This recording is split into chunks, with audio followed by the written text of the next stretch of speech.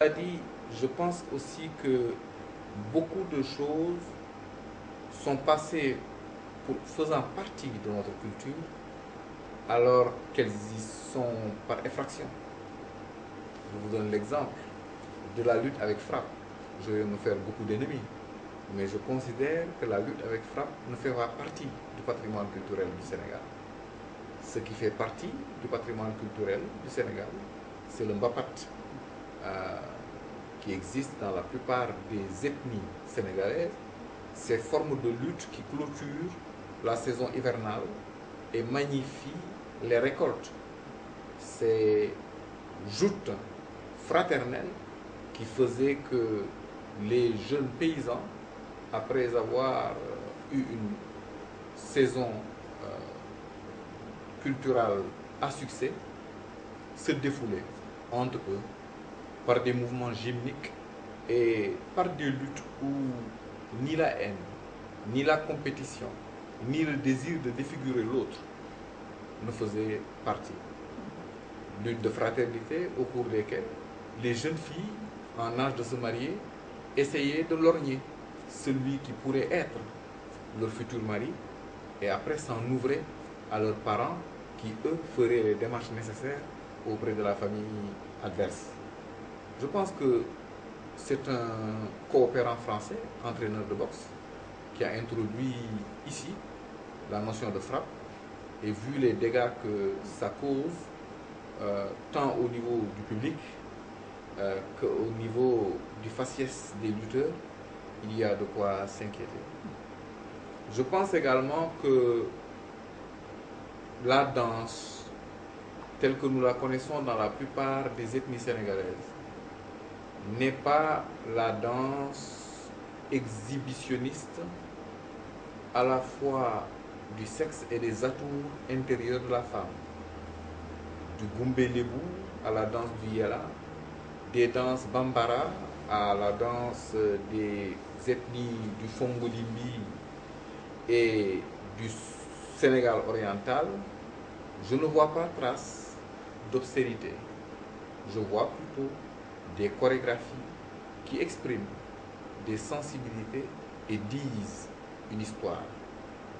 Je pense que par des mensonges successifs qui se sont stratifiés au point de paraître des vérités bibliques, nous avons laissé s'imposer à nous une notion du monde qui nous est étrangère. Et je crois qu'il est temps, si nous voulons véritablement changer la trajectoire historique qui nous est imposée depuis 3 siècles, d'aller plus au fond des choses et de redonner la parole à certains anciens qui sont parmi nous, qui pourraient témoigner de la vitalité et de la vivacité de nos formes intérieures de résistance qui ont fait que, en dépit de 3 siècles de compagnonnage avec l'Occident, nous n'avons pas pu encore nous résoudre à perdre ce que nous avons d'essentiel. Alors, à votre question, la culture peut-elle être un levier pour le développement? Je répondrai, c'est à la limite le seul levier pour un véritable développement. Si vous prenez les États-Unis, où l'on croit que c'est l'industrie de l'armement qui est la première pourvoyeuse de devises, non, c'est la culture, appelée là-bas l'entertainment.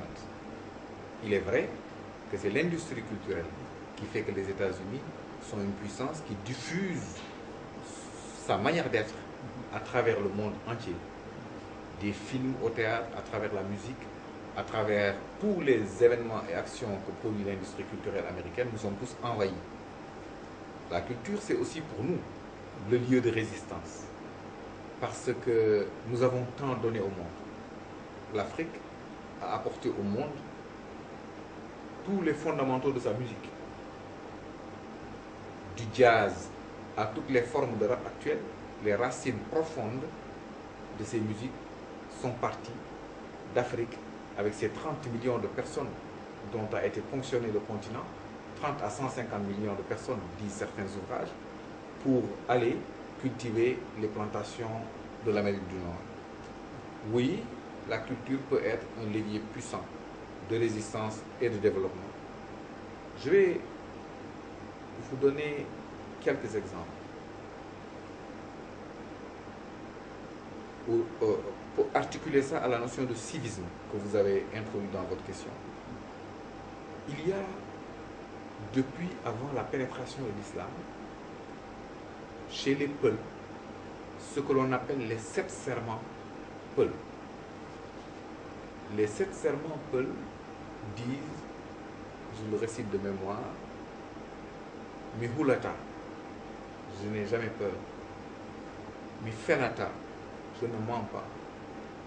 Mi janfotako, je ne trahis pas. Mi firtata adi, je ne trahis pas la parole donnée.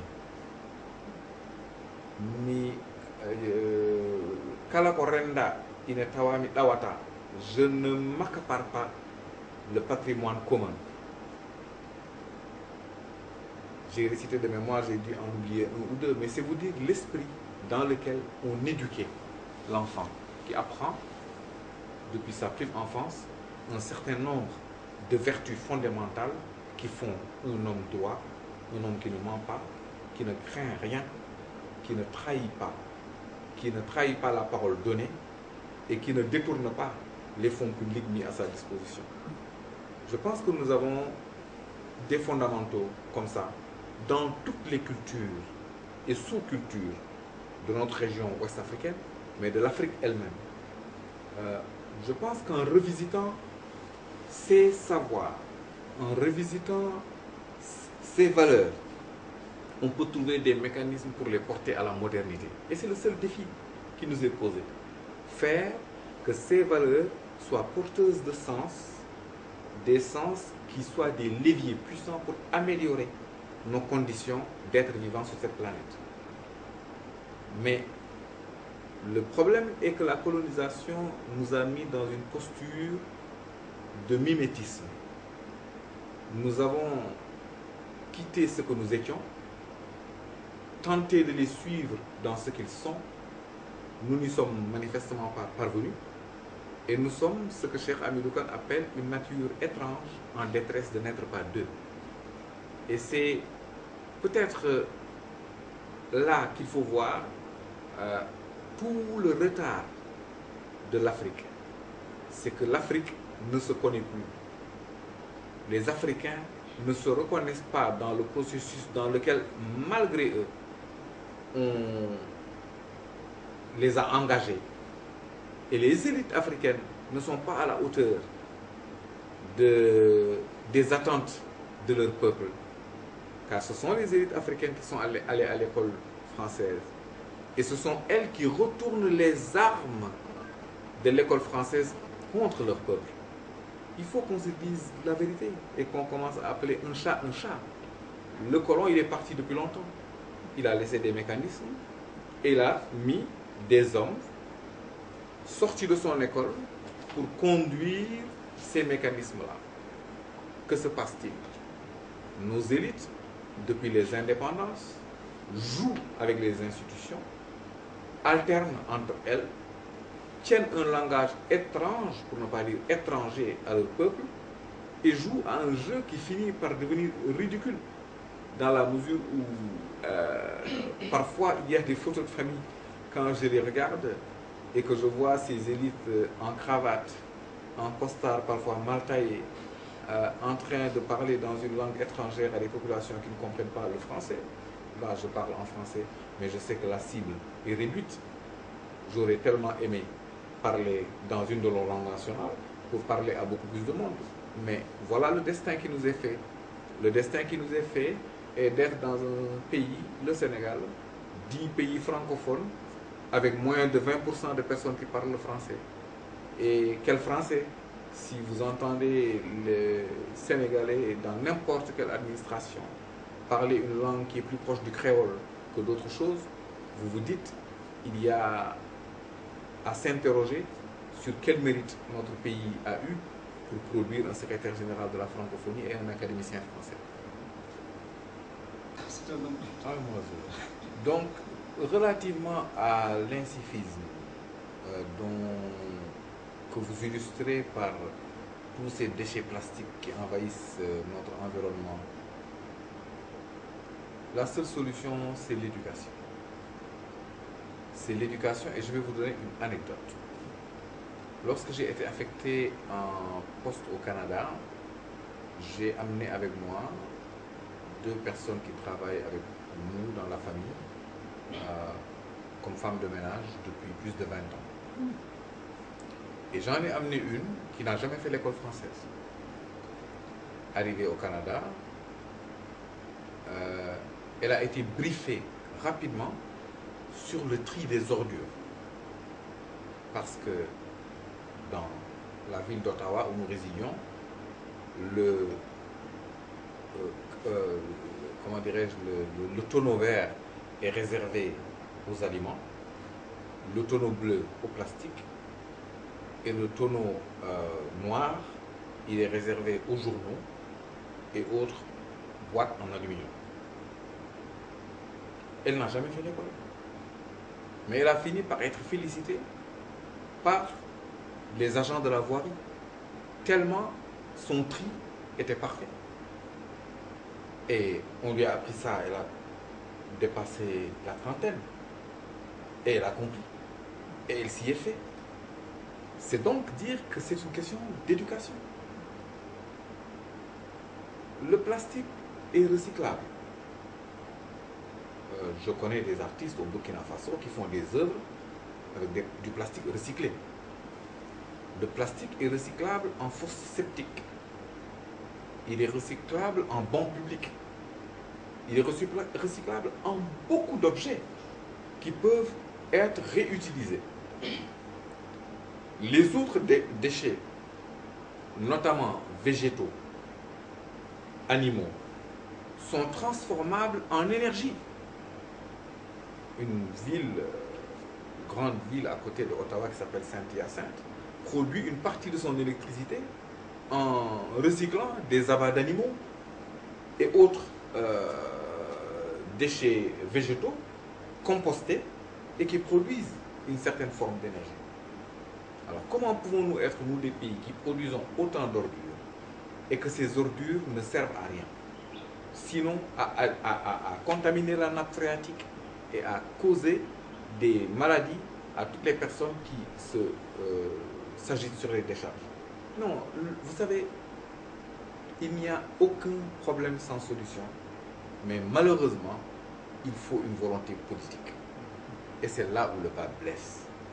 Les politiciens ne s'occupent pas de transformer la vie des gens. Les politiciens s'occupent de conquérir le pouvoir et de le conserver. Or, ce n'est pas ça le but. Lorsqu'on conquiert le pouvoir, on doit avoir un mandat pour livrer quelque chose. À la fin de ce mandat, on doit être évalué, félicité ou sanctionné. Or, dans nos pays, en Afrique, depuis l'indépendance, on a eu des pouvoiristes, des gens qui ne pensent qu'à eux, qu'à leur famille, à leurs amis. Or, il faut bien qu'un de ces quatre, on se dise un certain nombre de vérités. La politique doit lui délivrer quelque chose. Un mandat, il doit être évalué à mi-parcours et en fin de parcours, sans complaisance. Il ne faut pas dire oui, nous sommes la majorité, tout ce que le président dit, on fait. Et si le président dit des bêtises, il faut que quelqu'un pour lui dire attention, ce n'est pas le bon sens. Mais si nous considérons qu'une fois qu'on est allié, c'est la omerta, la loi du silence. Personne ne dit attention, danger. Eh bien, ça fait quoi? Ça fait que beaucoup de personnes dans nos pays ne se sentent pas à l'aise dans les partis politiques. Et c'est ce qui fait que, aux dernières élections, le président qui a été porté au pouvoir a été porté au pouvoir par 1 700 000 pouvoirs. On est 16 millions d'habitants dans ce pays. Et il y avait 6 millions d'inscrits. Et seulement 1 700 000 voix pour élire un chef d'État. Il y a un problème. Il faut qu'on n'aille pas maintenant des gens à lui dire oui, oulala, on a entendu à la télé, il est contre le président. Mais quel besoin j'ai d'être contre ou avec? Je suis avec mon pays, avec mon peuple, et j'estime que nous devons apprendre à nous parler sans passion. vouloir du bien aux uns et aux autres. Il a eu, comme d'autres ont eu, l'opportunité d'occuper des postes prestigieux, mais on ne leur souhaite que du bien. Mais en même temps, qu'ils fassent du bien au pays. Et qu'on sorte des discours aériens empoulés, qui n'ont rien à voir avec le réel, comme vous le dites, régler les problèmes des ordures, rendre accessible la santé. Imaginez, j'ai toujours dit, dans la plupart des mosquées, vous avez une morgue. Et si dans la plupart des mosquées, on avait un dispensaire, avant la morgue, passons à guérir. Et pourquoi on n'utilise pas le mécanisme social de solidarité autour des lieux de culte pour en faire des pôles de civisme? L'imam du quartier, qui connaît tout le monde, qui connaît les malheurs des uns et des autres, il peut quand même, dans l'espace de sa mosquée, abriter non seulement un dispensaire, mais abriter un fonds de solidarité sociale qui soit abondé par les plus nantis du quartier. Il y a des mécanismes à inventer sans que demain on aille dire voilà, il veut aller mettre les pouvoirs dans les mosquées. Non, c'est parce que c'est un lieu social vers lequel les gens convergent avec plaisir et qu'il faut donc partir de là pour y implémenter des mécanismes sociaux novateurs, libérateurs des énergies. L'idée étant de mutualiser nos efforts, de mutualiser nos moyens et d'apprendre à mieux vivre ensemble. Ça aurait aujourd'hui, ne serait-ce que ce mécanisme de mettre chaque dispensaire en mosquée, on aurait atteint les objectifs du millénaire pour le développement en termes de couverture sanitaire. Voilà les choses sur lesquelles je pense un projet politique doit s'articuler. Je pense aussi que, vous savez, mon épouse a fait un cours au Canada un cours d'assistance à l'enfance. Et ce qui l'avait frappé, c'est qu'au jardin d'enfants, quand un enfant canadien de 4-5 ans arrive au jardin d'enfants, vous n'avez pas besoin de lui dire fais ci ou fais ça. Dès qu'il rentre, il sait où il va enlever ses bottes de neige. Il sait où il va mettre son par-dessus. Il sait ensuite 3 ou 4 actes qu'il doit poser quand il vient de rentrer. Alors, c'est des automatismes que l'on doit implanter chez l'enfant depuis l'enfance et le suivre ainsi comme adulte. Mais quand vous regardez le chaos dans la circulation, vous vous dites c'est un manque d'éducation. Là encore, je vais donner un exemple canadien. Quand vous arrivez à un stop, une intersection à 4 voies, il y a 4 points de stop. Tout le monde s'arrête en même temps, mais chacun sait qui est venu le premier. Et c'est à lui de partir en premier. On n'a pas besoin d'un policier pour ça. C'est une question de respect de l'autre, mais ce respect de l'autre, c'est d'abord un respect de soi. Or, nous, quand vous voyez la circulation, c'est une question de rapport de force. C'est moi qui viens le plus vite, c'est moi qui fonce, c'est moi qui m'en fous totalement des autres, alors c'est moi qui passe. Or, ça me fait penser à une provocation que j'ai faite un jour à un ami. Je lui ai dit, tu sais, on a les véhicules, mais on n'a pas la culture qui va avec. Premier point. Deuxième point, je lui ai dit, hey, tu sais, mon ami, le code de la route, il est écrit en français. Et les 90% des gens qui conduisent n'ont pas fait le français. Je me demande comment on a pu faire pour leur donner le permis. On m'a dit qu'on leur explique par des signes, mais au-delà des signes, il y a une culture de l'automobile qu'il faut avoir. Connaître sa fonction. Je vais encore provoquer. Je suis resté 2 ans au Canada sans entendre un coup de klaxon. Parce que, et la première chose qui m'a surpris quand je suis venu la première fois en vacances ici, c'est le nombre de coups de klaxon gratuits qui ne veulent rien dire. En Corée, quand vous klaxonnez un monsieur qui est dans la rue, il peut aller porter plainte parce que vous lui avez fait peur, si c'est sans cause. Le klaxon, c'est un avertisseur. Un avertisseur de quoi? D'un danger imminent.